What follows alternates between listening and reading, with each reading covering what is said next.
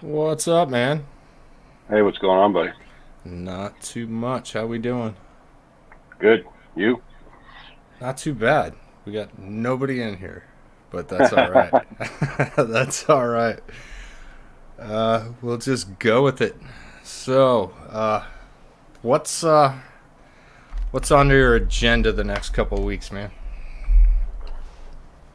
There's a potential I might be going out on a boat with Randall on Saturday and Nick on Sunday. Other than that, I'm not sure after that. That's both?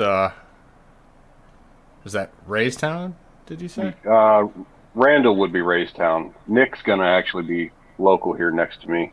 Oh, nice, nice, nice. I We're actually getting a crap load of rain over here right now, and it looks like the Monocacy is actually going to flush out all those leaves. So Nice.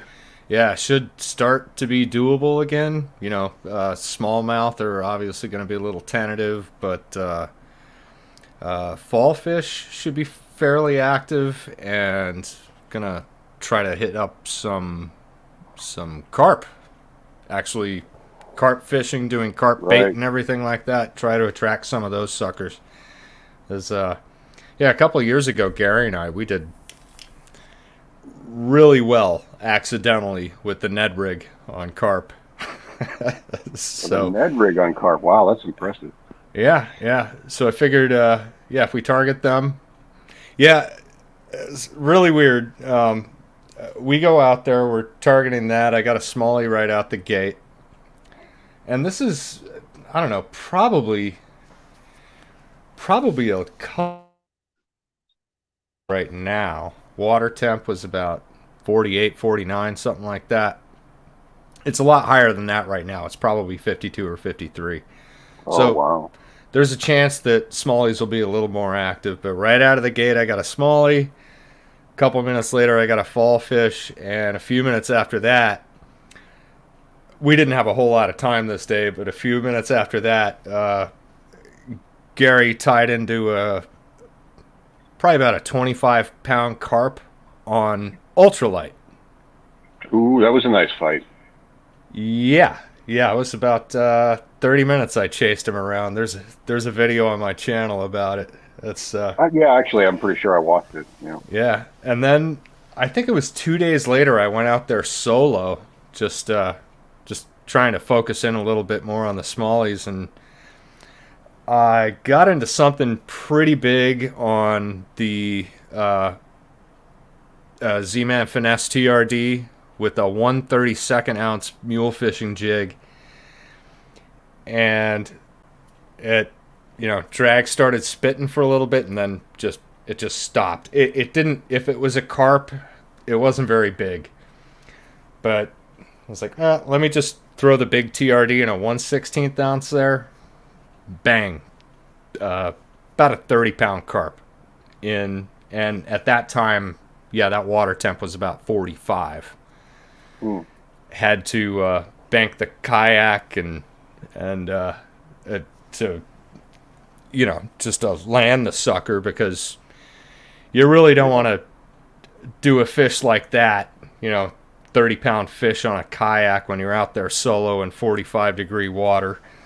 I don't recommend anybody ever do that. That would be very, very dumb. I did So, that probably, I think it was about 2 weeks ago now. I caught a 30 pounder, netted him up over the side of the kayak. oh, And yeah, if you, well, it's on my short actually. I have it uploaded as a short. You can actually see the water like come right up on the gunnel. I bet. But which kayak was that? The Coosa. The Kusa. Well, yeah, I mean, that's a stable kayak. The kayak I was Yeah, in, not so much. yeah. You Anyway, know, all right. that's what I love about carp, man. They don't seem to care what the water temperature is. No, they really, really don't. I mean, I've never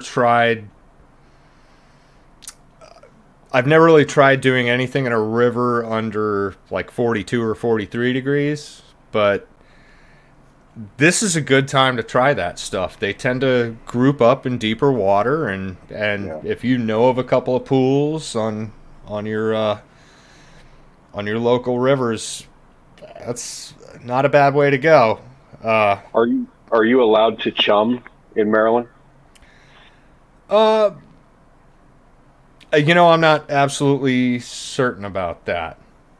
Actually, And I don't know about that. But you we can, make the big bait balls, and that will, the crumbly baits and whatnot, yeah, that'll kind of fall apart. And you've got the one or two hooks that come up right. with a, the actual hook. And that apparently works very well. I've got a buddy that's been fishing the Monocacy for about 40 years, and that's a pretty regular tactic of his year round, and he does very, very well. Yeah. We're allowed to chum corn here for carp, so I'll take a handful of corn and cast it out there, and then I'll thread corn onto the hook and drop it right smack into the middle of that chum pile. Just sit back and wait. Nice, nice. But yeah, I mean, the thing about chumming, carp can taste food from a really long ways off. Yeah, If you put something with flavor in the water, it will right, draw them to it. right, right, right. Yeah, my plan, I don't know. Looks like, after this rainstorm, I mean, the rivers, my local river, the Monocacy, is gonna go up considerably. The last storm a few days ago, it it brought it up pretty well, and I was thinking, you know what, that probably flushed a bit out of it, but it might have not been enough force to get the leaves off the top of the water and whatnot. But this one, yeah, it's gonna do it. It's gonna take it up. That thing 1.5 feet or so, and it's gonna take it up to about 4.5, 5 feet. And the nice thing about that small river is it comes down really, really quickly. So by Friday, it should be totally doable again, and running fairly clear. So yeah, Yeah, we got that rain Friday, and Saturday I was going to go run right. some rapids with a group of people. And Oh wow. my creek is normally running around 240 feet per second, cubic feet per second. Okay. So we're looking at this rain, and I'm like, yeah, let's go. I'm ready to hit these rapids. Well, I got up Saturday morning to go out and run those rapids, and the water was flowing at 3,000 feet per second. Oh wow. Yeah, And yeah. I was like, nope, not doing that. Nope. No way. Not in a kayak like that anyway. Nope. I've got a couple of snowboarding buddies that do that are serious whitewater guys. Class, 3, 4, 5 type guys, and they've asked me if I'm interested, and I've said nah, absolutely not.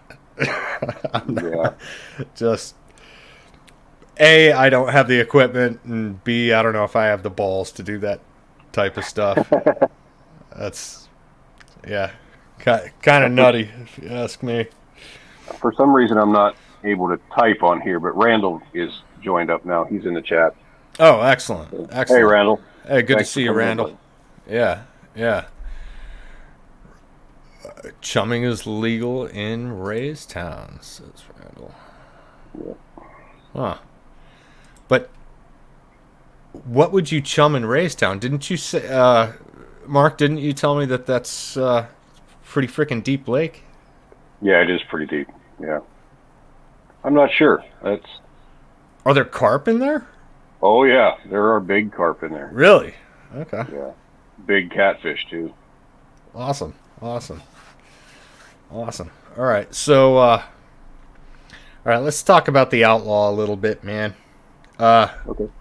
But not too much, because the video that I had intended to go out that was supposed to go out yesterday. It was actually supposed to go out on Sunday. Sunday's a terrible day to render anything on YouTube, and it just didn't work out. It never got to HD, so I just killed that one completely, started it again on Monday, and by the time it got to 4K, it's kind of too late in the evening to release. So I just scheduled it for Wednesday, which is a normal release day for me. But that one focuses on, as you know, Mark, particular issue that I had with the Outlaw. But yeah, let's talk about the Perception Outlaw a little bit. What are your impressions so far? Well, honestly, my impressions evolved over the past year. I initially loved it to death. I mean, I thought it was great, but I had no experience on anything else. Right. And then in the springtime, I ran it down some fast water and discovered that that's terrible. So now my impression is I don't really like it all that much. I suppose it's okay for somebody learning, but here I am less than a full season later and I'm already done with it. Yeah. Yeah. And when he says learning, and I'm joining in on this, on the learning aspect, I would say learning on calm water. Yeah, It's absolutely. Yeah. the last thing you want to take out with no experience on anything with current. That tri-hole design, that kayak guides you a hell of a lot more than you can guide it. That's one thing I learned really quick. The current is constantly pushing on that flat transom, and it just makes the boat want to weather vane facing into the current. Right. It's terrible. Right. But even if you're facing goes into the current and the kayak starts to get a little bit squirrely, you're just going to move, and it's going to be really, really hard to get it back straight. So, yeah, I kind of, after the video that I did, I think it's Ep6 of my Outlaw series, I took it into, some fairly swift water. I kind of wrote it off for rivers and just decided to make, okay, this is my lake machine. And, 5 o'clock tomorrow, there's going to be a video that actually makes me even doubt that. Well, you saw the little video clip I sent you of Lake Raystown with the Outlaw. I mean, Randall towed me out with his boat. Right. And then when it was time for me to go, I mean, it handled all the waves and everything fine, but man, that half a mile paddle back to the boat launch just about killed me. Like, you can struggle till you're about ready to die, and you're never going to get over 3 miles an hour. Right. It's just terrible. And we had talked about earlier, just like, if you, not even in current, even on calm water, if you want to turn that kayak 180 degrees, it's 1, 2, 3, 4, 5. It's like 6 or 8, 8. Yeah. Whereas with what you're doing right now and what I'm doing right now, it's 1, 2, and you're done. Yep. It's just it's a completely different situation. Yep. Hey, Rooster, buddy. Thanks, man. Thanks for showing up, buddy. Hey, Rooster. Good to see you. For some reason, oh yeah, there he is. Yeah. Nice to see you, Rooster. I mean, the one huge awesome thing that the Outlaw has is stability. I mean, you can practically stand up on that thing and do a jig, and you're not going to go over. I mean, I've seen videos on calm water. Yeah. Yeah, I've seen videos of guys walking from the back all the way to the front. Yeah. I mean, I'm a moose. I can't do that, but right. But yeah. I mean, I weigh $160 soaking wet. Yeah, I can dance all over that thing. You can actually There is a dude out of California. I forget his name. I believe his name is Alex. He actually stood on the gunnel, and the thing didn't go over. Yep. It's crazy awesome like that, and good on calm water. But yeah, I wouldn't take it into current for anything anymore. Yeah, no, And that's my. Go ahead. go ahead. No, you go. That's my impression of it. I mean, you know, if you're completely new to kayaking like I was when I bought the Outlaw, you put it on a lake, it is so extremely stable. It forgives every mistake you make. Yeah. But that's the end of it. Once you gain experience, it's not going to serve your needs anymore. Right. Yeah. Yeah. If you, I mean, once you actually learn to start moving around on a kayak and whatnot, and getting paddle strokes and being able to steer yourself, yeah, it's all over, right there. Yeah. But yeah, let's put a pin in that one. And anybody seeing this, I know we're fairly slow right now, but people will see this later. Anybody seeing this a little bit later, I do have a video coming out tomorrow at 5 p.m. that addresses a fairly serious design flaw with that kayak. And hopefully Mark and I can come back in a couple of weeks or so and talk about that after the fact. Because I think that's pretty much gonna make us both put a pin in that kayak altogether. Yeah. I mean, my kayak's been for sale since October, so. Yeah. yeah. I mean, but you got into the Jackson Coosa. Yeah. Yeah. How's that been going for you? I absolutely love that Coosa. Yeah. I'm looking at some other boats so that my kids can come along with me. But honestly, I think that's probably going to be the new Coosa that just came out yesterday. Right. And that's what we are going to get into next. Let's take a look. Well, actually, before we get into that, so Mark and I did a live stream 2 weeks ago, and it seemed to be enjoyed. It got a lot of likes. It got a lot more hits than I thought it would. But leading up to that stream, it was an absolute disaster here in the house. I had learned about 45 minutes before the stream that a good friend of mine passed away.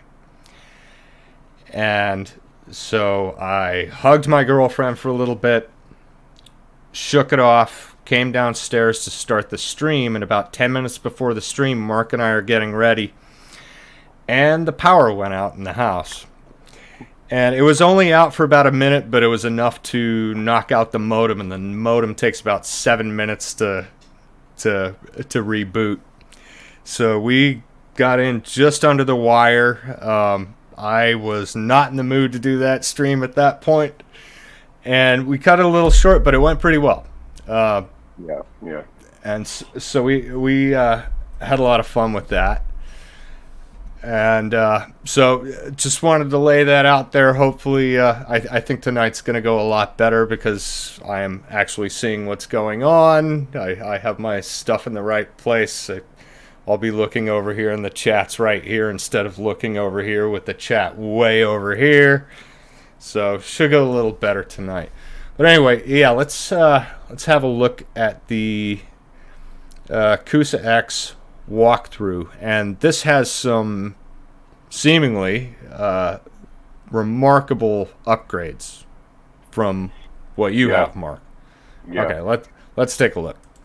Guys, I'm Chris Funk with Jackson Kayak. Today I'm going to talk to you about the brand new Coosa X.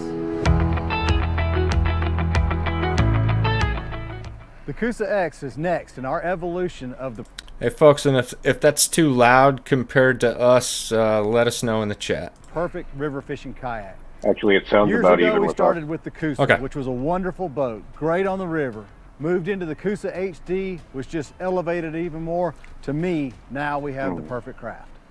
When you're looking for the perfect river fishing vessel, you want something that's going to be maneuverable enough to handle current. It's going to ride up over the current, allow you to cross it. If you're in mild white water, you'll be able to fish through those areas and stop and fish below those areas where the fish like to congregate. You want something that's going to be simple enough to paddle from place to place, because sometimes that water is going to be still between those moving areas. So it has to track. And that is so important to be able to kind of stop and flip that sucker around and hit the top of those current seams. And Yeah, my Coosa HD will do that, but this one looks like it's a little bit faster in doing that. Interesting. Decent, but you also want it to be able to shake and bake when it needs to. Specifications are 11 foot 8 inches long, 36 inches wide. She's right at 95 pounds, and the capacity is about 400 pounds. Now let's take a look at her from bow to stern. Starting at the bow, we got, just like all Jackson kayaks, we've got the high vis safety flag. Got an ergonomic handle, which is very comfortable on your hand after a long day on the water.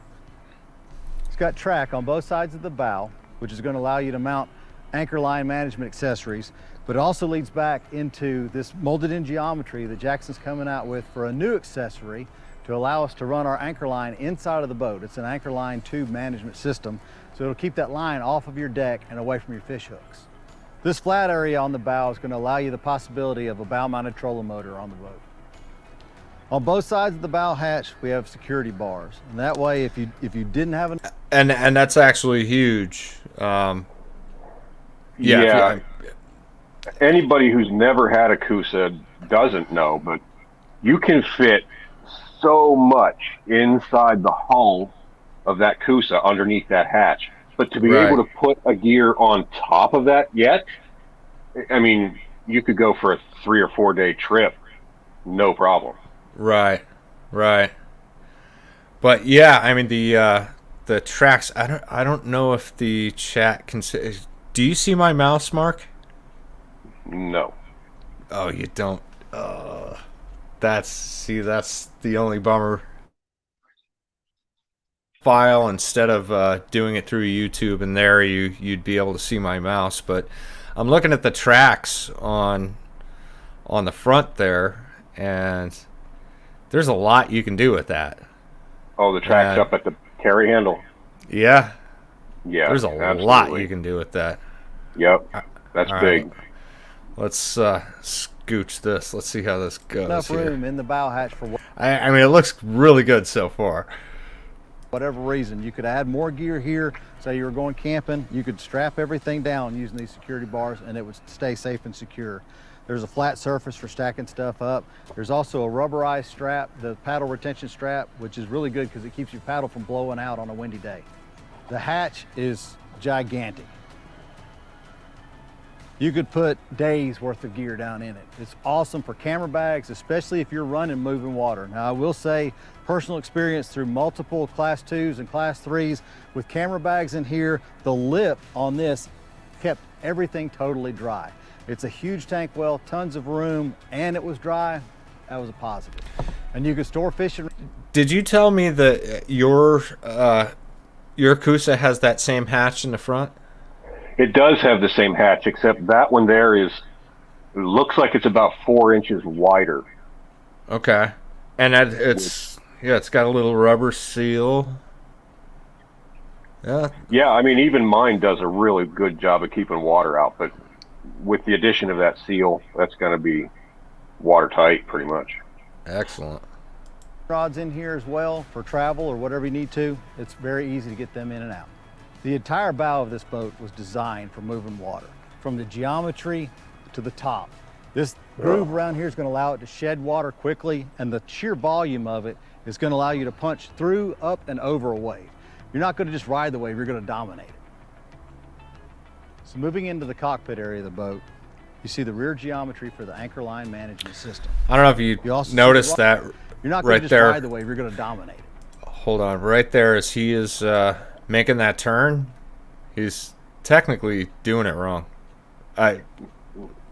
Yeah. From a paddling Volume of it standpoint. is going to allow you to punch. Look how he goes with his left several times consecutively instead of going with the back paddle on the right. Through, up, and over Right, the wave. yeah. You're not Yeah. going to just ride the wave, you're going to dominate it. Yeah, that would have gone Moving a into lot the cockpit quicker. area of the boat. You see Yeah, the rear especially if he would have leaned into it just a wee Whoops. bit. Yeah, right. Oh, jeez, I just blew it.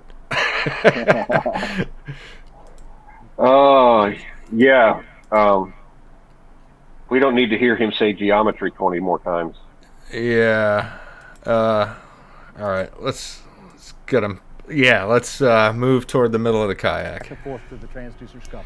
That's actually kind These of open areas are perfect for placing camera bags, extra tackle bags, anything that you need. And down the center, you'll notice a couple pad eyes, which allow you to secure your transducer cables going back and forth to the transducer scuffle. Running down both sides of the cockpit is the Jackson Tri-Track system, which features the Yak Attack top loading ability, so it's endless possibilities for accessorization. On that side, you'll see the new accessory, the JK paddle clips, which will come with the boat. Moving back to the cockpit on the Coosa X, you'll see that it features the you know, I never noticed that about the Tri-Track system, is that you can mount to the top, to the And the inside, or the outside. That's And that is a massive quality of life improvement over the current Coosa HD. I mean, wow. Yeah, that's clutch, right? That's really, really cool.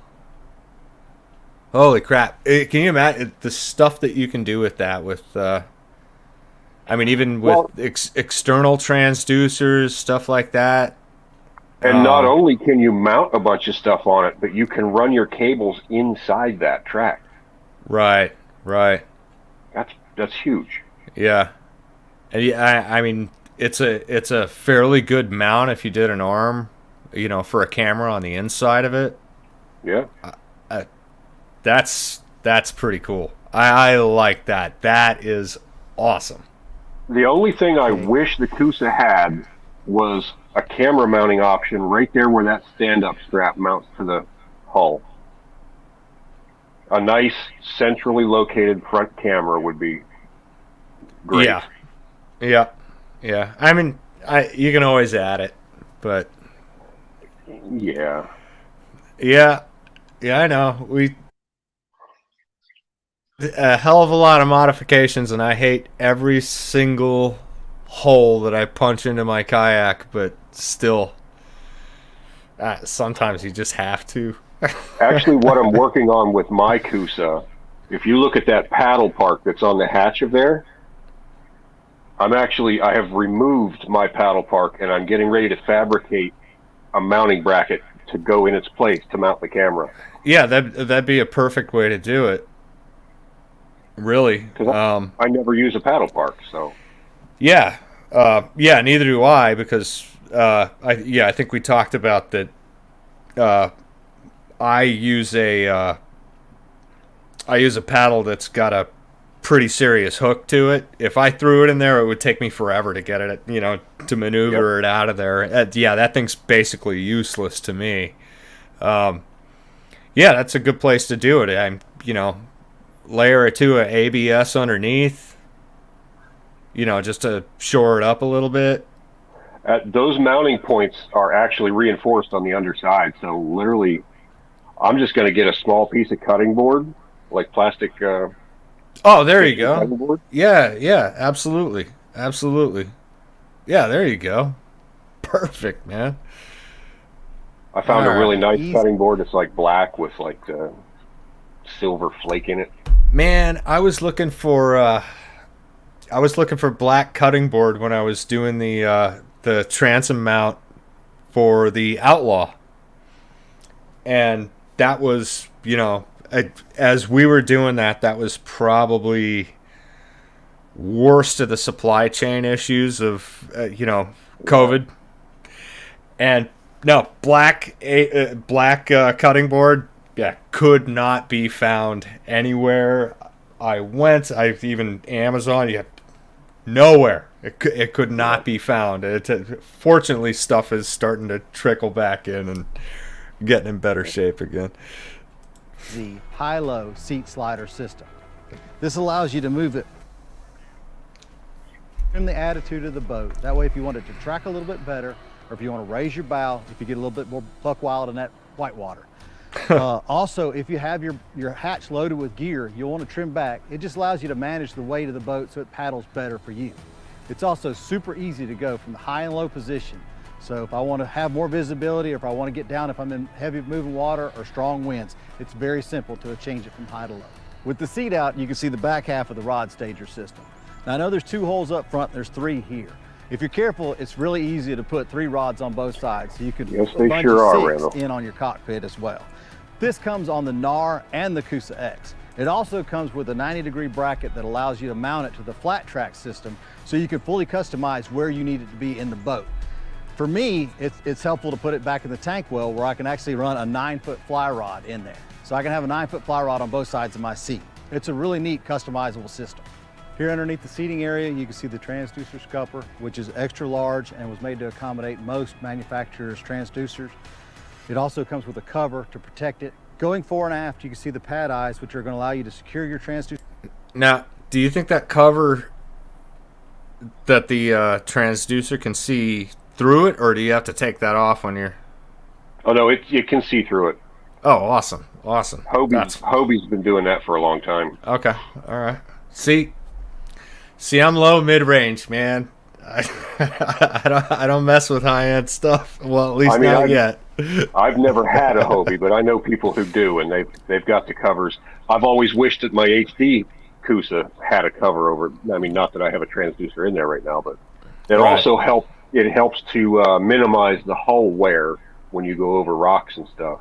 Sure, yeah, absolutely. Well, and it'll protect the transducer from getting smacked too badly. Yeah. Yeah. Wiring, depending on which end you want to put your battery in. Coming back from the seating area, you see you have 2 12-inch flat tracks, as well as a tri-track in the middle.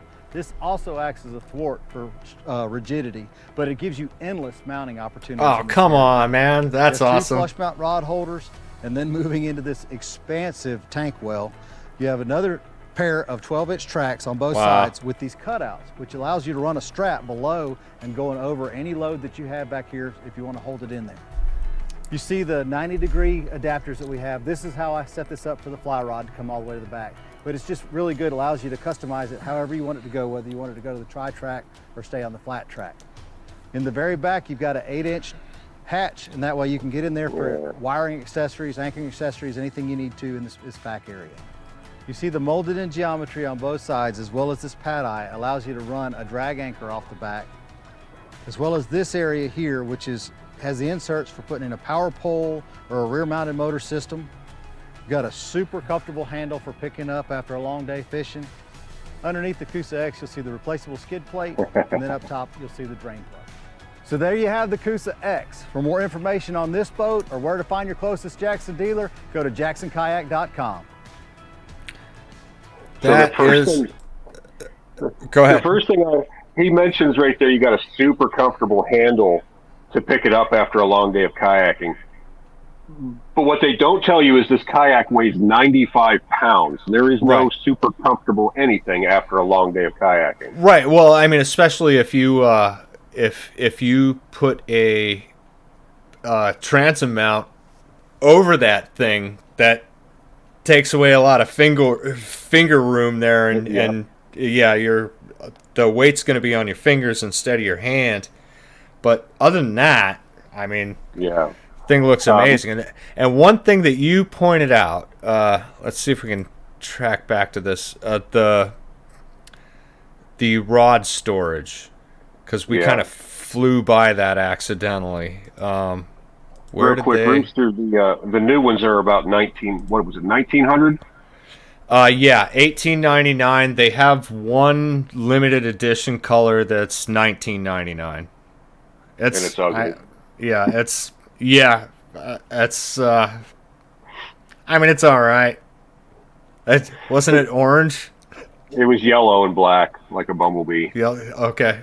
Actually, I think I've got. But that. I thought I had it pulled up. No, I don't. Go ahead. Yeah, that inside the gunnel rod storage is just massive.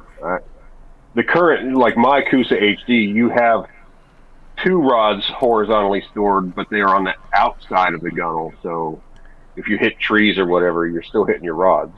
Right. Let's see if we can track that down real quick. You see the rear geometry for the anchor line management system. You also see the rod Okay. tubes, which you could see when I had the hatch I open. think as I well. should be able to. This will allow you to put conventional No. rigs up to 7 foot 9 inches long, or on a fly rod, if you go back to the tank well, a 9-footer will fit in there. You have That's the JK unfortunate. stand and assist strap. Allow for forward and aft movement. I would change these to a low profile. Why are they not highlighting that? Geometry. You'll What, notice the it rod allows storage? for water Yeah. to run off very quickly. Are they nuts? I thought they had shown some rods put in there. At some point, he says about as well putting a as adding 9-foot rigidity fly to the rod in standing there. surface. Right. It's got a nice padded surface, and these open areas is anything that you need. But And down yeah, which allow you to SkyTrack system, which features accessory, the JK seat slider, to track a little bit better. Or if you're I know he said that, but he didn't really. I don't think he pointed out that they go inside the. Bungee 6 in on your yeah, they didn't. Yeah, you're right. They didn't highlight sticking it down in through the tube. Wow! Why would they not highlight that? I don't know. That's crazy. Because that's one of the maybe- coolest features I've ever seen on a kayak. Maybe they're accustomed to their big rig users who have had that for like 5 years now. Oh, have they really? Yeah. As a matter of fact, the big rig is actually discontinued. They replaced it with the NAR, and that has the same thing too. Oh, look at this. Look who's rubbing it in. Ah, Valerie's at the House of Blues in New Orleans. Yeah. I miss the South. Yeah. Oh man. Yeah. Well, I don't know why she's listening to us. She should just be having fun. If Valerie, if you're still hearing me, just close it out. We're good. Anyway, all right. Let's see. Rooster, as far as what you said there, your kayak was 300 at Dumminham's. Yeah, I mean, that's... We're both clicking on it. Yeah, we're fighting each other there. That is true, and they have their place, but you did also say that you realize how crappy that is after looking at this. I mean, once you get into a kayak of this level, those other ones are going to be an old page in an old book. Which kayak is that? I'm not sure what he has. I don't remember what he told me. Tell us what's up, Rooster. All It right. was a spur of the moment. Rooster, buddy, which kayak do you have, man? I don't remember what you told me. What is this parked here? Oh, I think that's the... Okay, I can kill this one. Oh, it's a Pelican. Okay. Which Pelican, Rooster?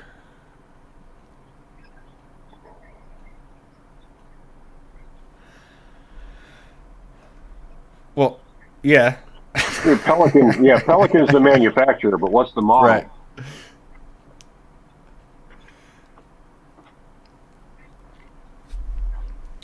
What do we got next? What's your Mist, Barry? The Mist is Pelican. That's a Pelican, yeah, okay. It is a Pelican. That's a nice but boat, it's though.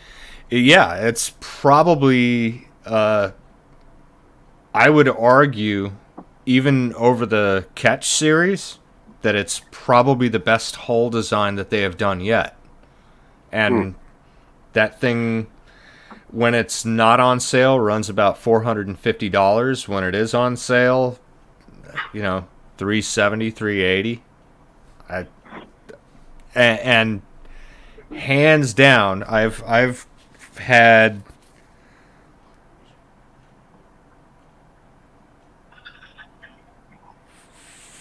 four Pelicans now. Yeah, this thing is hands down the best one, hands down.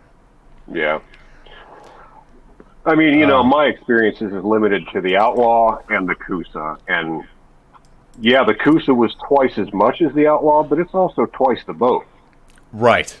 All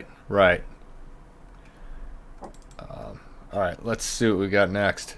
All right, so we got our Coosa walkthrough. It's an expensive kayak, but really, really cool features. You think you're going to go for it, Mark? Yeah, absolutely. At some point. I don't know if it's going to be right now, but... Right. Who knows? Maybe they do like a deep winter discount.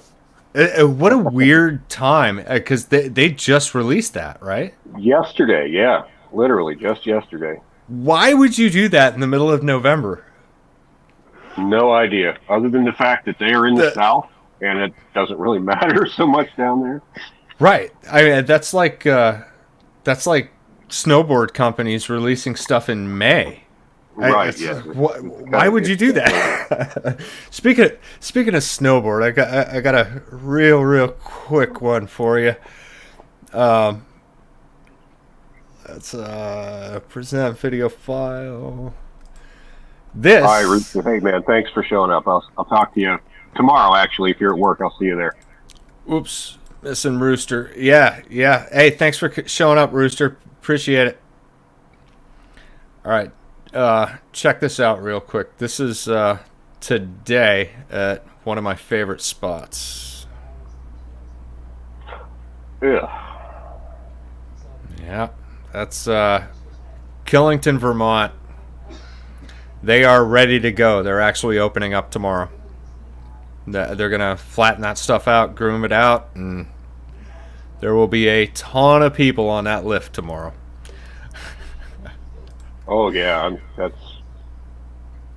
I've got family that moved out to Salt Lake City just so they could be next to Snowbird.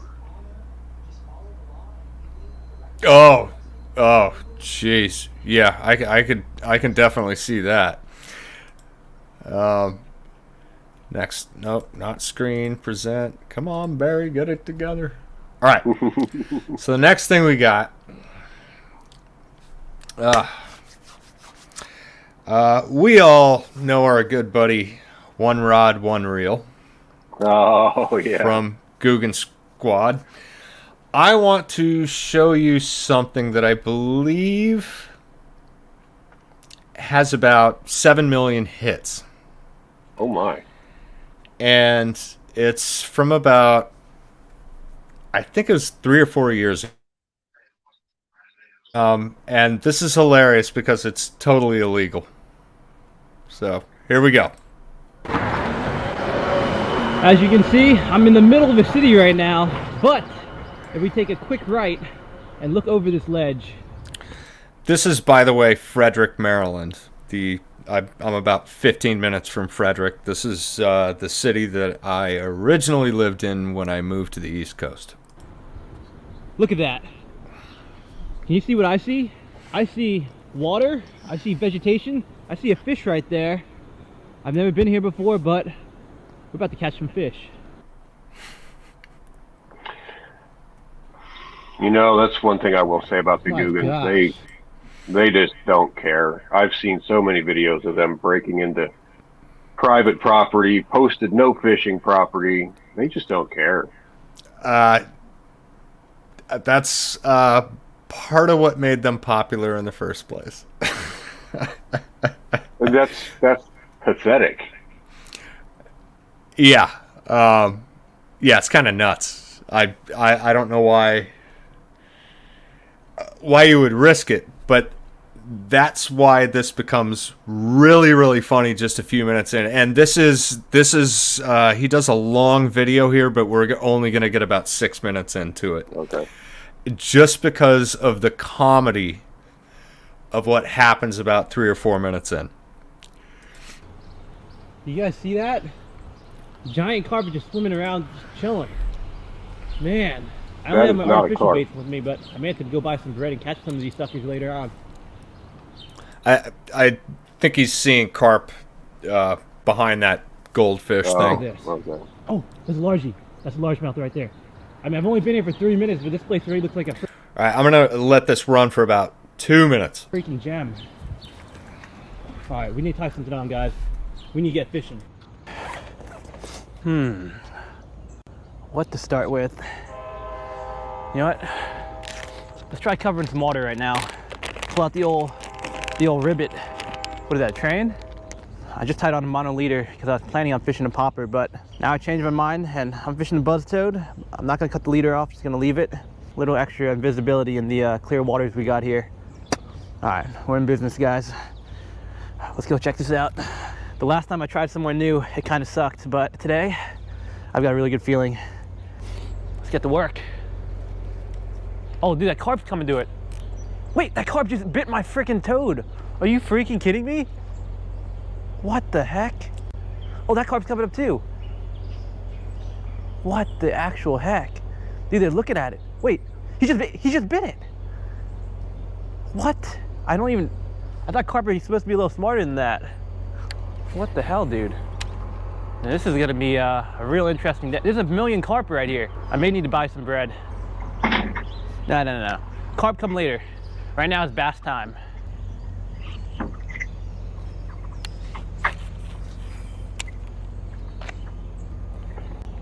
Exactly. Oh my God, something's waking on it.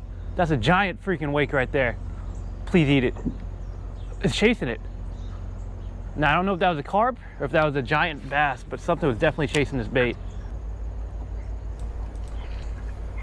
My God, do you guys see that? That's like a 40-pound carp just chilling right here. And look, oh, he ate it. He freaking ate my freaking toad. What the fuck? Holy shit. You believe that?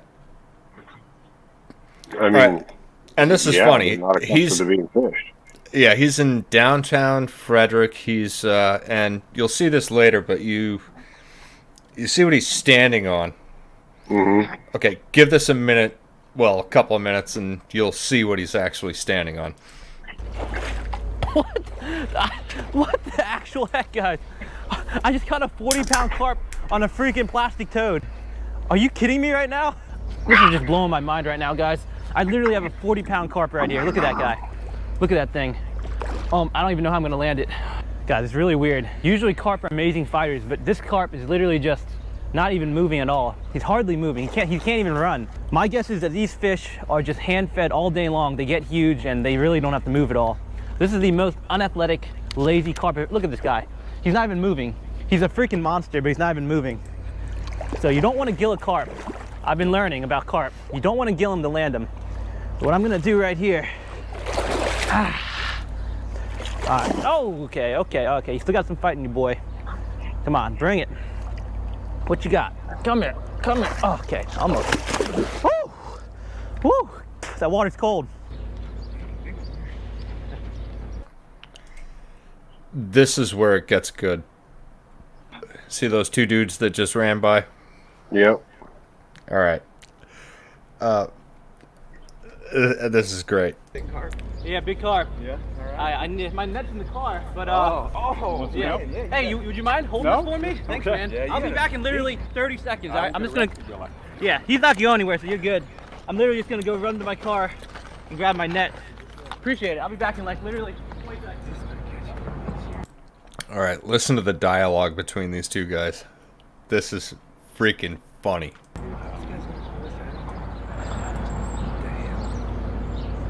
He's got a camera. Oh, we're on camera. Well, yeah. This is like Jason Judd, former mayor candidate. It is like, please show up. Here we are. You're poaching the fish. It's like one of those camera things with it. Totally. Here, hold this while I. Yeah. Would you mind? I'm literally just gonna go run to my car and grab my net. Appreciate it. That's funny. That is, yeah. When I first moved here, Jason Judd was a mayoral candidate for Frederick, Maryland. And that was him. That's him holding the rod. And yeah, and his buddy. Yeah, can you imagine the police show up right now? Yeah, right. Which is entirely possible because all of those shop owners, I don't know if you saw any of the background, But Daily. yeah, that's a busy little area. It's it's not on this day, but I'll be back in like literally 20 seconds. Little parkour action. All right, get my net, guys. Oh, I don't. This is my first time here. I have no idea. I don't see any signs. I think it's catch and release. are you allowed to fish here? I don't know. It's my first time. Yeah, well, that's fine. I'm not gonna keep him. That's cool. Nice job, though. Thanks. I'm just gonna catch and get a quick pick and let it go. Oh yeah, there we go. Woo! Are you in there? Ah! Good Lord. It is a Thanks for the huge help, guys. carp. I would not have been able to land That this is a fish big one. without you guys. You guys live around here? Yeah, we're downtown. You ever see people fishing here? Yeah. I've never seen one catch this. What's weird is I'm not even fishing for them. Look at that.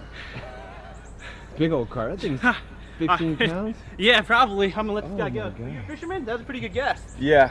What do you fish for? Oh, sometimes trout, Oh, jeez. Jeez. bass, and whatnot.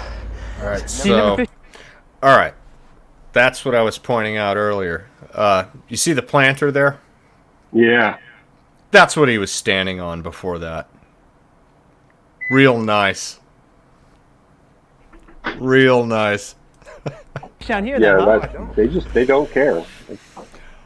They don't. Well, a lot of them do. I mean, John B's really good. He's always been good. I think he lived up in. He lived in either Michigan Maine. or Yeah, Michigan, Illinois. Yeah, and he used to, when he was a kid, he used to go out and do a lot of fishing on the little rivers when the salmon were coming in and whatnot. Yeah. And it was super, super entertaining.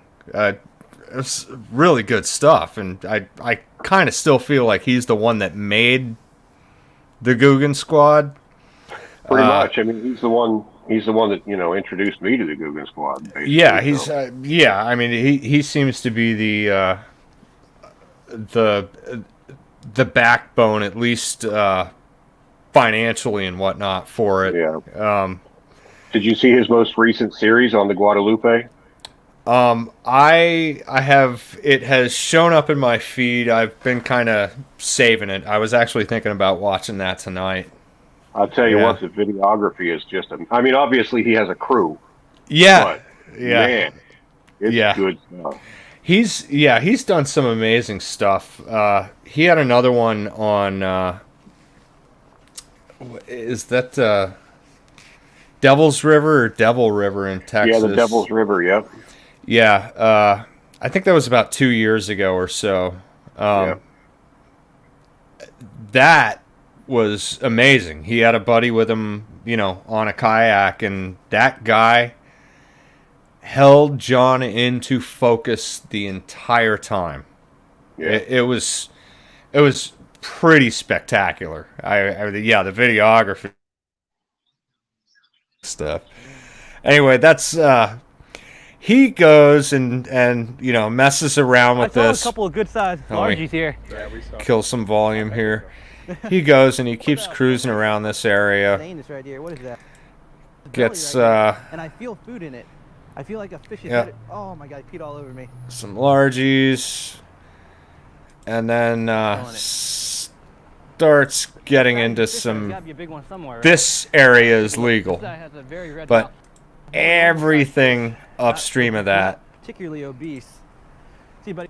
not legal. You're not allowed to do that. You are not allowed to do that, man. All right. So next subject, and we talked about this last night. The Z-Man HellraiZer. Okay. Yep. All right. So I've got a buddy.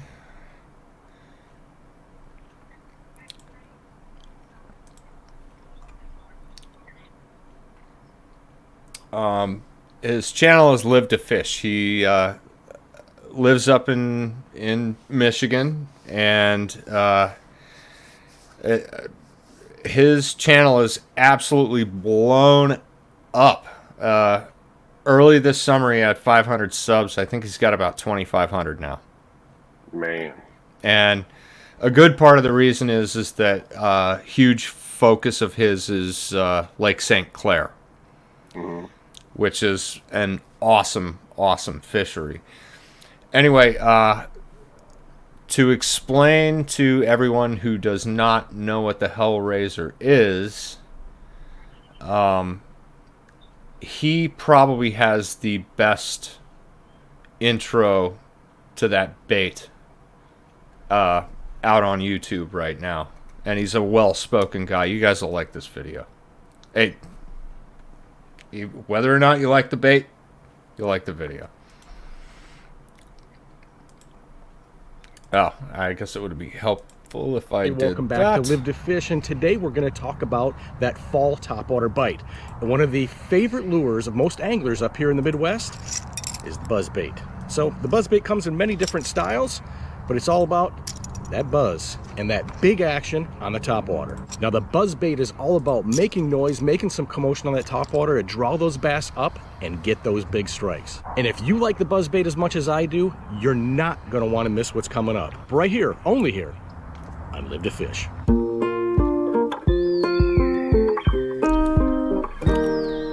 All right, welcome or welcome back to Live to Fish, and today we're going to talk about a new topwater lure, and that is the Z-Man HellraiZer. What's the Z-Man HellraiZer? Well, it's kind of a take on the chatterbait.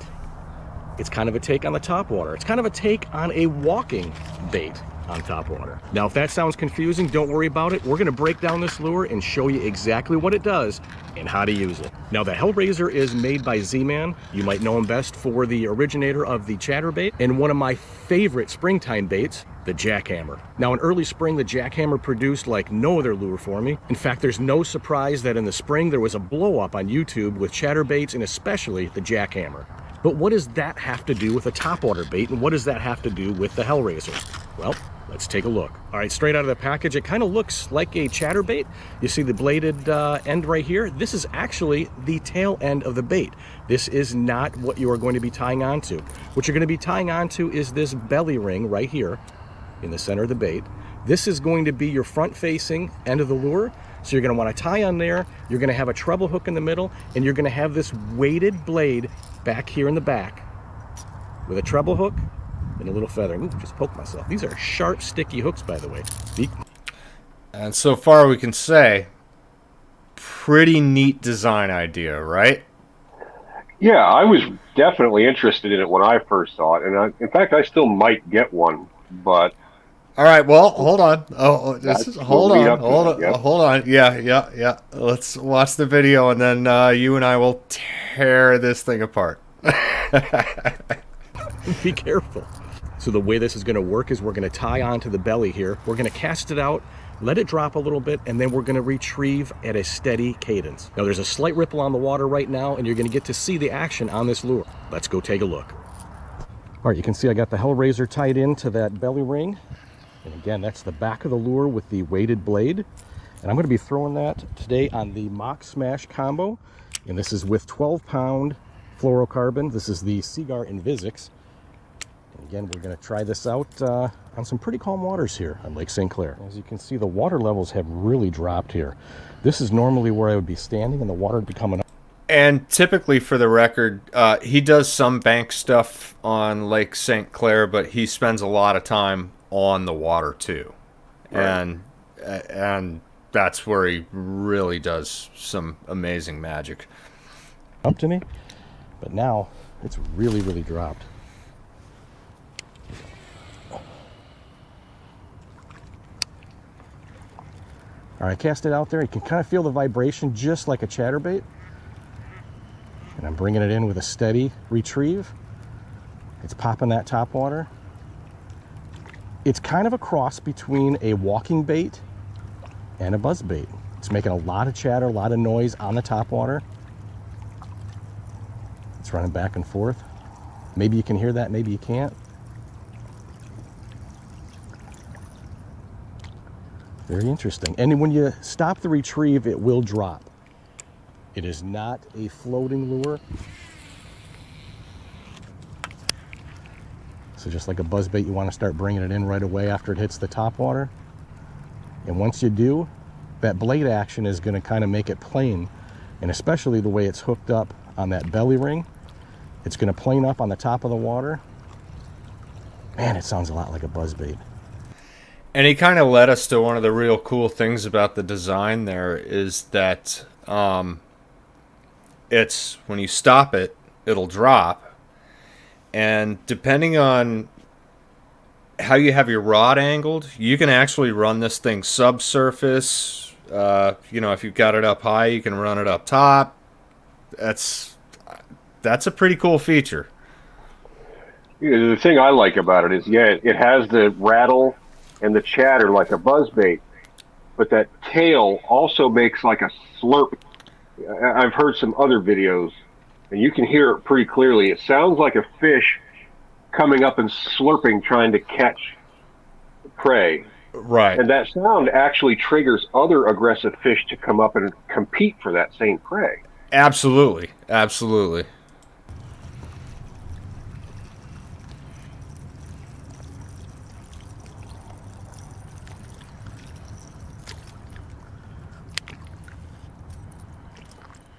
Okay, now when I'm casting this out, this is not a lure that's going to float on the surface of the water. It's going to be like a buzzbait. It's going to want to start sinking right after the cast.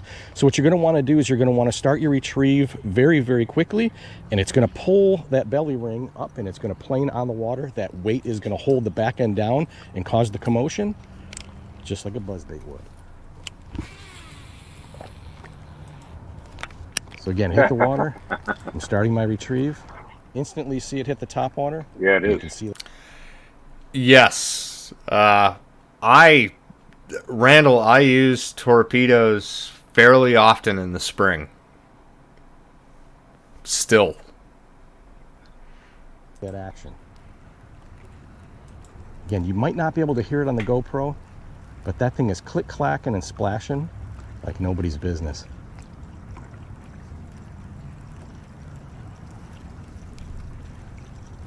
And he's not on the GoPro. He is mic'd up like crazy. I know his setup.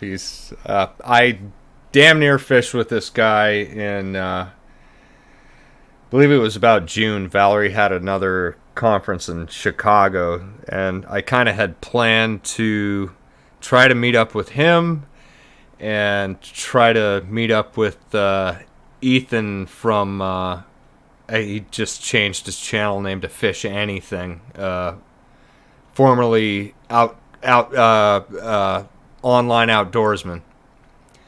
Had the plans to go with those guys, but I couldn't make it because I had a massive arthritic flare. But yeah, Joe's a great guy. That's this guy here. But yeah, he's got that mic'd up pretty well.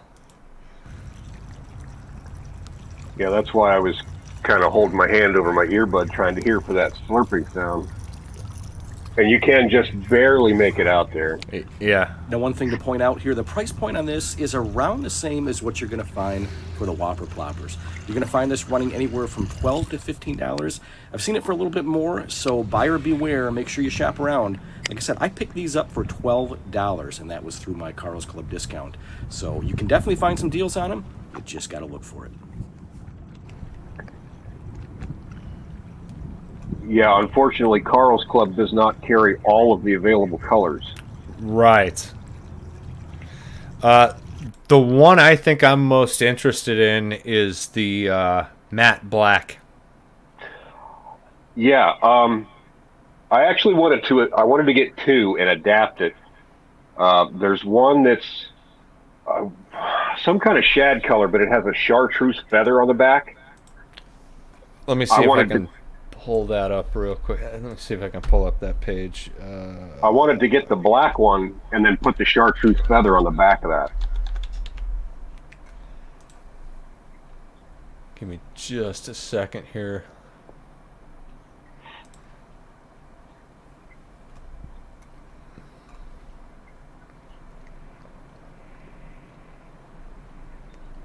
Well, view all colors and specs. Hold on.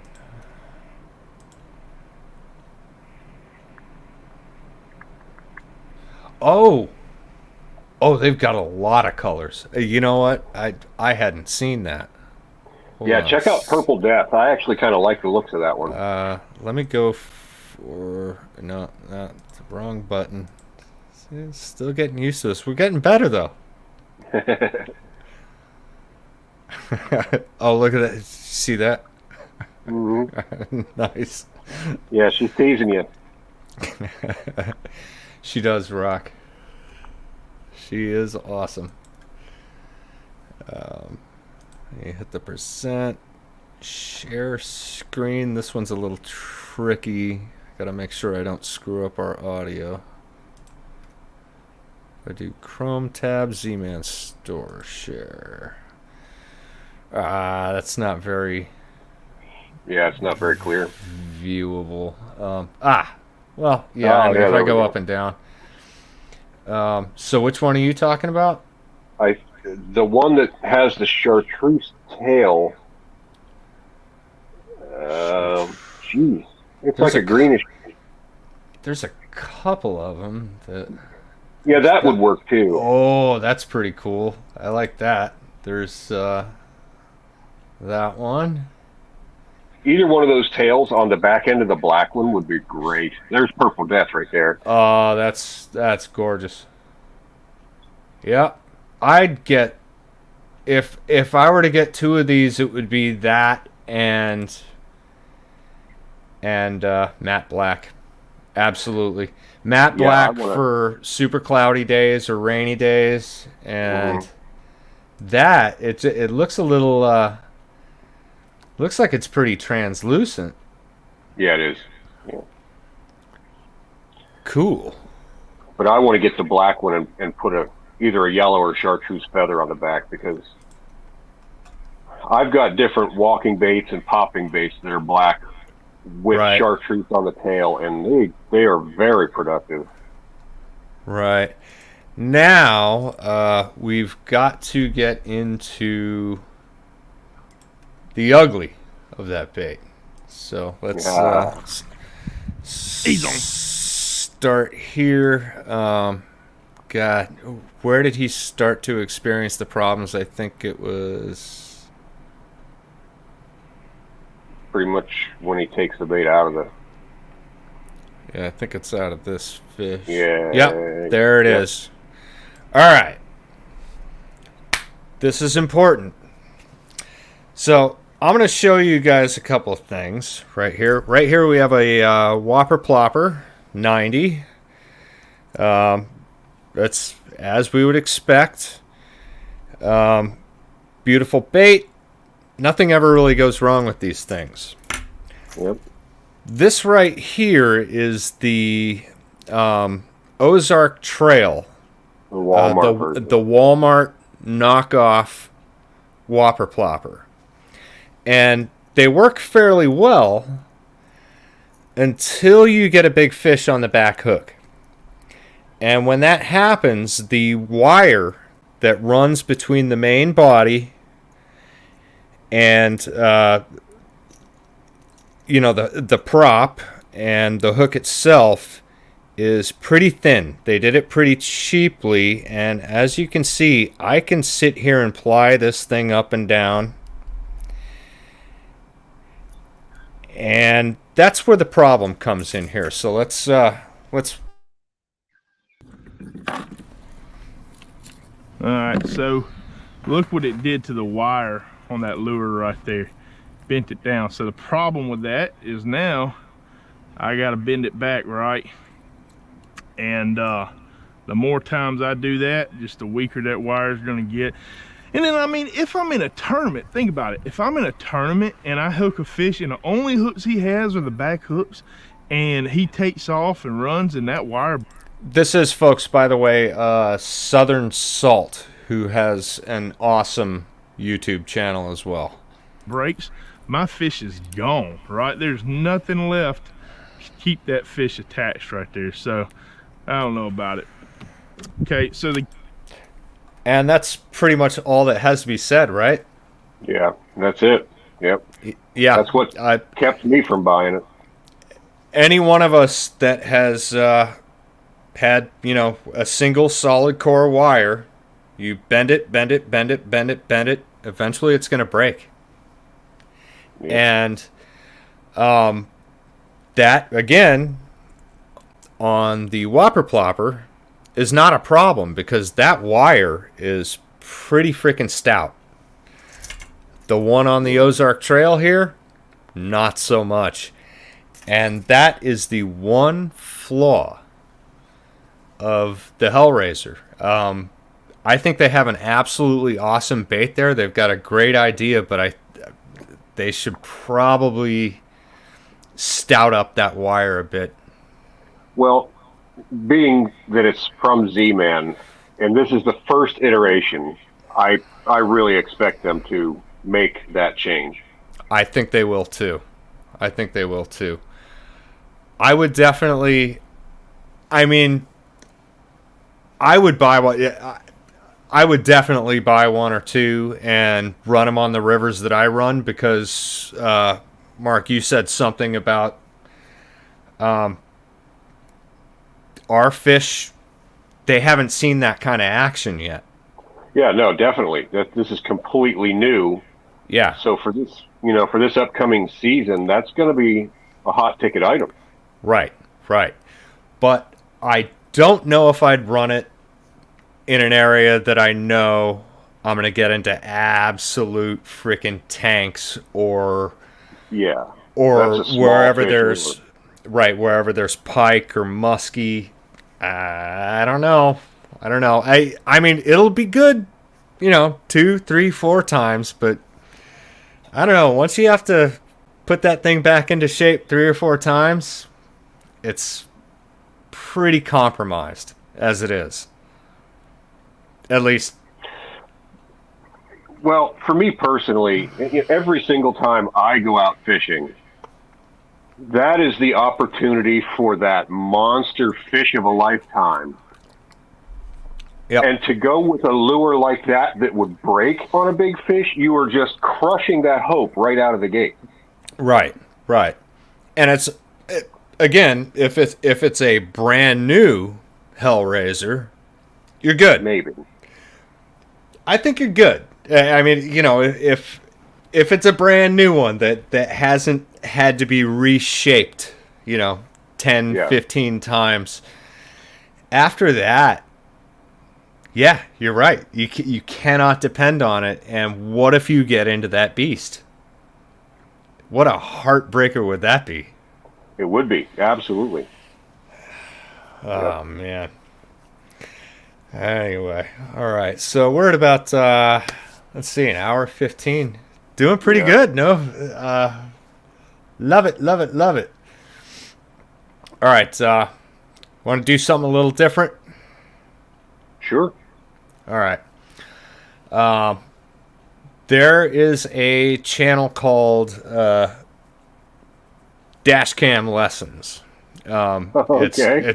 It's basically road rage, car crashes, stuff like that. The real cool thing about Dashcam Lessons is it's 100% of the stuff that they do is submitted by people that are either subscribed to their channel or their website.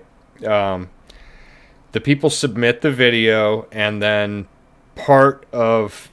they submit it in the way that they just refer to their YouTube channel.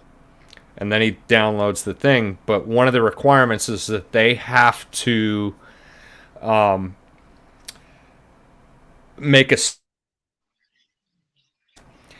And this is what's funny about that, because as you know, most people that get into car crashes don't fess up to what actually happened, and they turn it into something completely different. Right. Now, I haven't seen this one, and it might not be the best example. There are a couple of examples that I could have pulled out, but it would have been cheating. I didn't want to do that.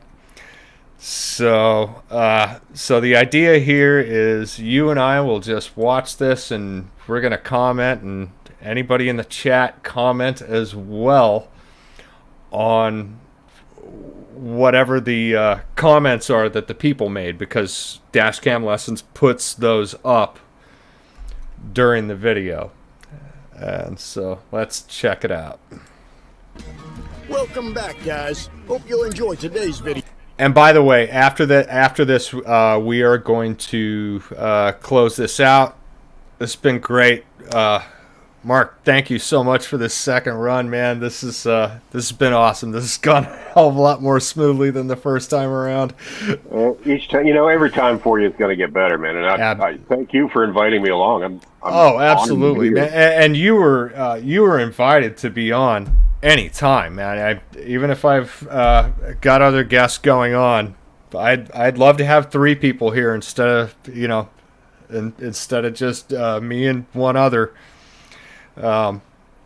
It's like I said, it's been a blast to get to know you, and you've become a really good friend, man. You too. Stay safe. All right.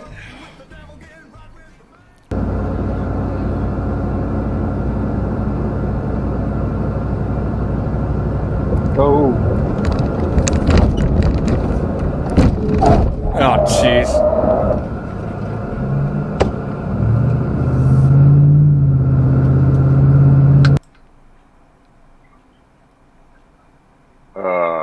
The person shown in the video believed that he was not going to be able to stop completely. He surely wanted to collect insurance. He's talking about the person that he almost hit. Get the hell out of here. See, this is what I'm talking about. This is the beauty of the comments in this stuff. This guy ran over this, pretty much jumped over a train track. Yep. And the other guy pulled over trying to get hit. Right, yeah, it's that guy's fault. Nice. Yeah, this is what I'm talking about. Love it.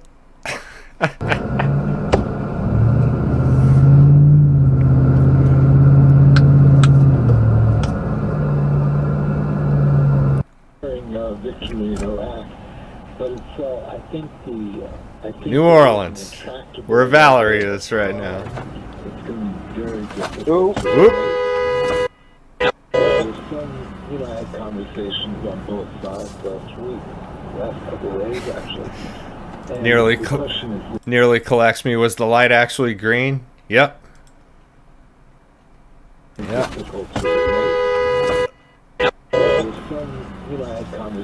All right, that's fair, right? Yeah, I mean, I saw that coming. It's just fine. It was early and the coffee hadn't kicked in. On both sides last week, last couple of days actually. Yeah, but I mean, he responded to it really well. I mean, yeah. The model, or is there? Hold on, let me turn this down a bit.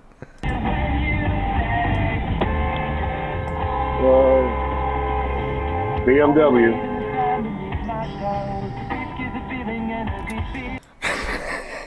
Didn't use his mirrors, no turn signal, was in a hurry to go to the ABC store.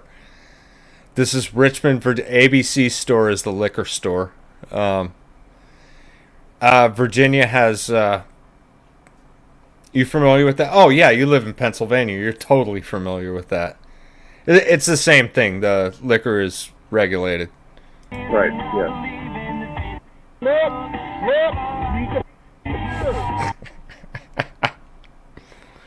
Scottsdale, Arizona. I have to say BMW owners get a bad rap. I used to have a BMW. Well, I never drove like that.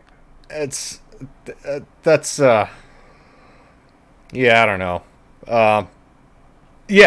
Well, I agree. It all depends on the person driving, but it almost seems like BMW, Mercedes. Most of the time, it seems like those cars are not equipped with turn signals. We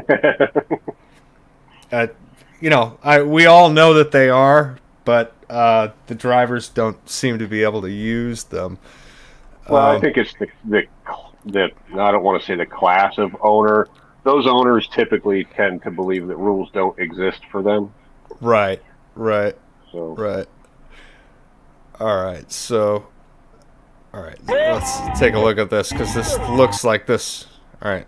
Looks like the guy turned. He just turned on. Randall, don't watch this.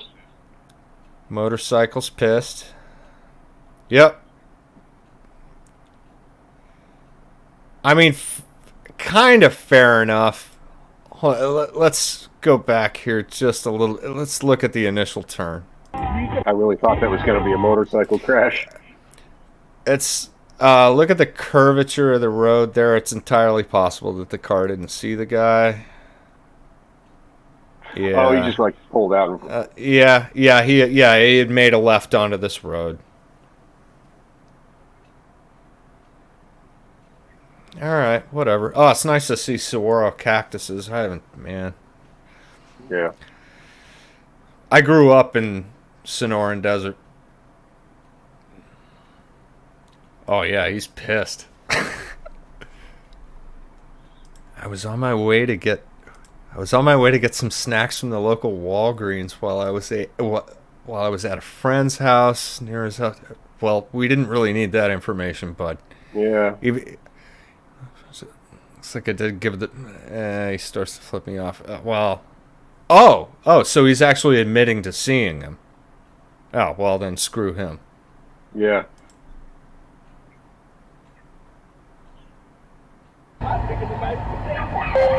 Yep.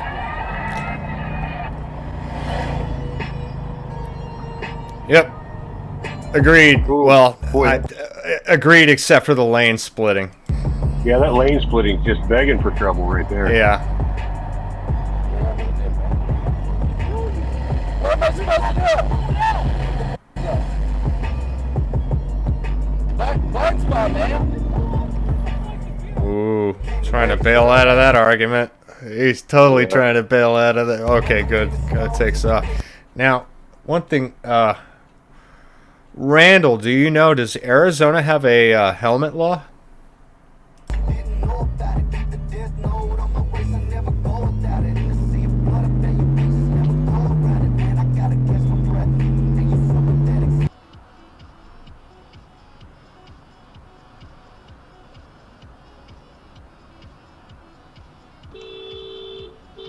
Well, that's not a big deal. It happens all the time. Come on. Yeah. Oh, that's yeah. Jeep driver doesn't know how to switch. I get up when I honk. Okay. All right. Whatever. You're the road rager, dude.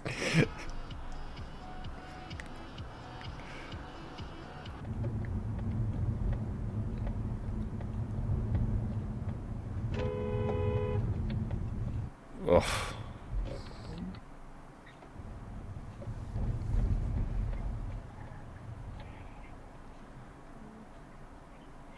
Yep, fair enough. Philly. Yeah, in my opinion, there was enough room for him to slow down in that night shot one there. That's not even a big deal. Yeah, it's really not. That's people freak out over nothing, and that stuff is hilarious. Let's see. Not sure, but I don't think so. Here, let's look it up real quick. We're still talking about the Arizona helmet law. Jay Lopez says you don't need one in Arizona. I think it's 18 and over. I think. I remember I used to live there. Unless it's changed. It's been 20 years since I lived there. Yeah, 18 and over. I'm sorry, 18 and under have to have a helmet. Okay.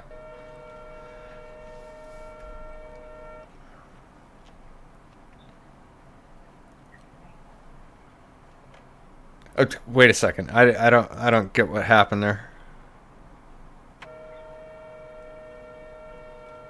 Really? You're pissed about that? Come on. Yeah. You Comments. how many cars do that to me in the tractor trailer? Comments should be interesting. Box truck cuts me off without signaling, and then hurry up! You got somewhere to be. That's funny. Yeah. Massachusetts.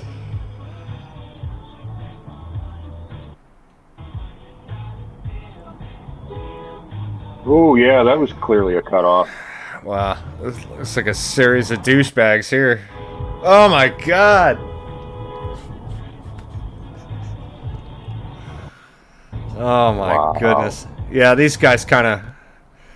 What's it say? Road rage incident between me and another vehicle. Well, at least he admits to it. I don't really know what provoked him to change lanes in front of me in the first place, but he got really pissed off after I honked. The rest is history.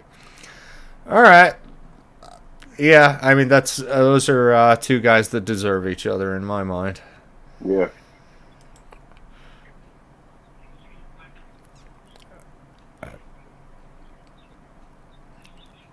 It's going. There we go. North Bay, Ontario. Oh, jeez. Oh my god. I was looking over at the chat, whatever that. Here. Oh. Yeah. Wow. It happens really, really quickly.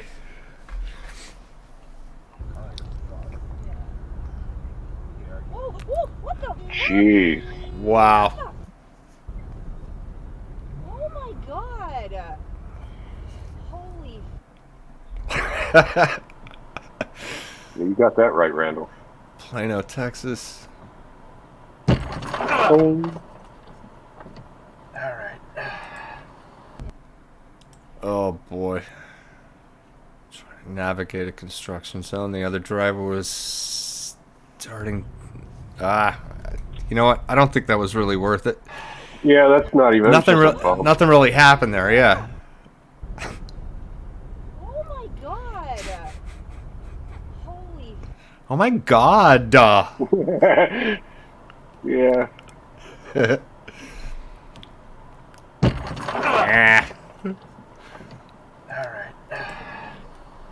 All right, now this is what I'm talking about the comments. Did that really require this amount of text? No. Yeah, I don't even want to read it. Forget it. That's funny. Just a simple DERP would have been sufficient. Yeah. Dallas. All right. Dude. Not that big of a deal. Yeah, really. My fault. Oh, look at that. My fault. I didn't yield to an entitled pickup truck driver that wanted to go the wrong way. This is what I love about this channel. The comments can be hilarious. Yeah.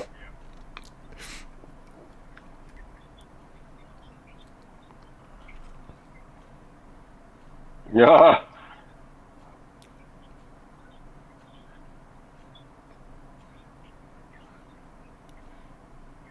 All right. Massachusetts again. Ooh, that's a skinny road. Hey! I'm assuming that's a one-way road. Oh, it is a one-way. Yeah, look at the cars. Yep. Ah! That's freaking funny. Hey! I guess the guy's only going one way, right?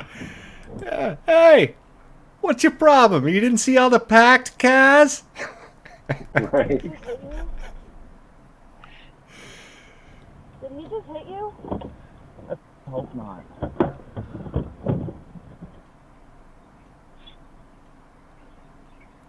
Oh, I thought that was going to turn into a fight.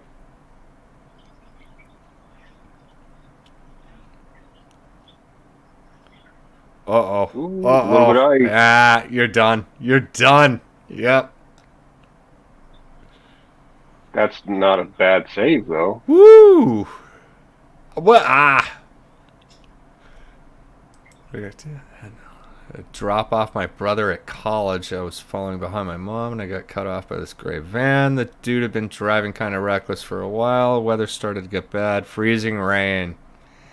Yeah, that was kind of a weird... it didn't look like it was called for, really, the skid out. But, yeah, it makes sense if there's black ice on there.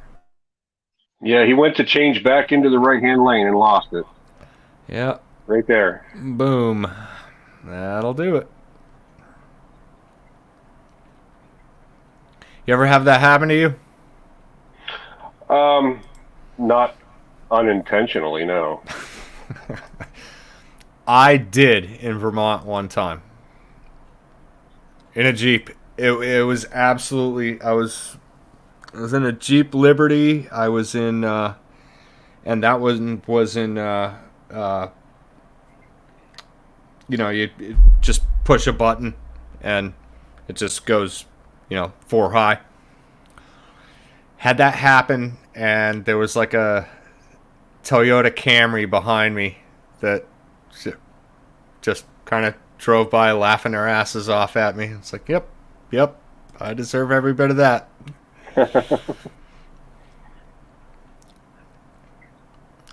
I've had my share of stuff in my lifetime, but never what just happened there in that video. Right. No. Yeah. Mine. Well, I was maintaining a lane and everything. Yeah, I don't know. It just lost it. Oh. Nice wreck. That's sunlight. Come on. Did you miss it? Yep, blinded by the sun. And of course, If you hit someone, stomp on the brakes so you don't run into an innocent stopped car. What's the... he runs into the guy parked over there. Oh. So I think he hit the guy in the oncoming left turn.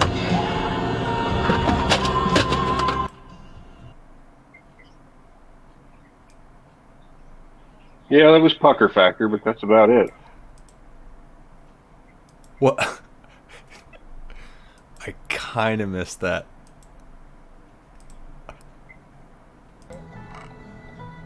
And of course, he runs into the guy parked over there.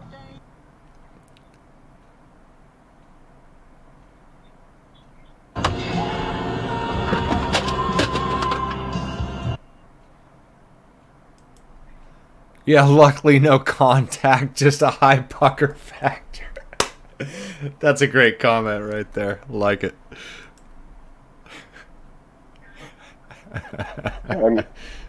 They handled it well. You're right. Yeah. It is just pucker factor. Yeah.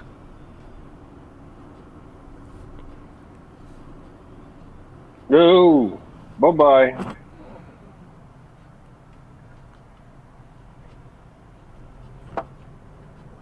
Didn't even seem to be any call for that.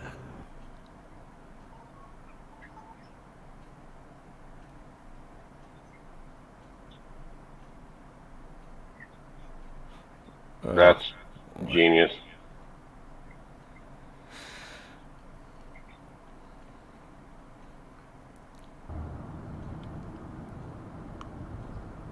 Salem, Oregon. I know this town. Wow. Really? What happened? Car pulls into a 1-lane, 2-lane road. Oh, that car that turned in on the left was going the wrong way. Oh, is that it? Oh. Yeah. God, how the hell? I must know that town. Right there. Wow. Really? Huh. Alright. I think that's it for that. Judging by the time on the video. Yep.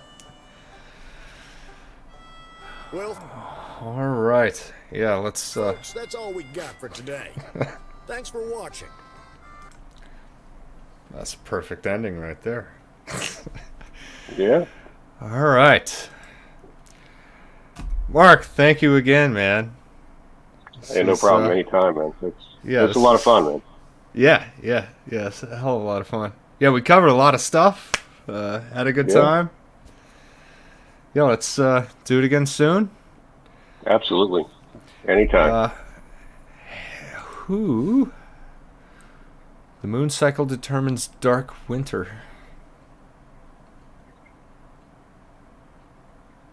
What do you make of that? I'll go with it. Yep, cool. Haley Handmade, thank you very much for the comment. Everybody, Fred P, Jay Lopez, good to see you. Wolfpack. Randall, good night, buddy. Randall, everybody, good to see you. Night. Really appreciate it. We had a good time. And we will see you on the next one.